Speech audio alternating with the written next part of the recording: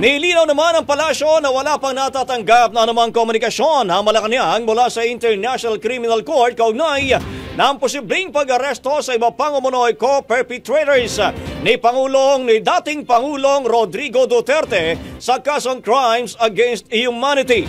Paglilinaw ito ni Palace Press Officer Claire Castro matapos ang pahayag ni Executive Secretary Lucas Bersamin na maaaring arestuhin ng otoridad si Senador Ronald De La Rosa kung maglalabas ng warrant of arrest ang ICC.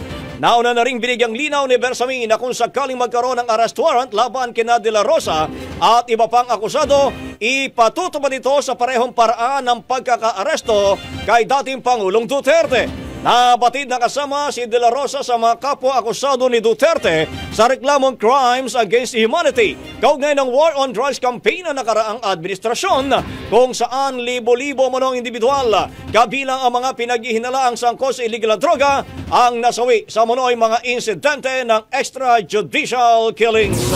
Ang bahaging ito ay hatid sa atin ng Fast Relax. Tanggal ang sakit, ora mismo.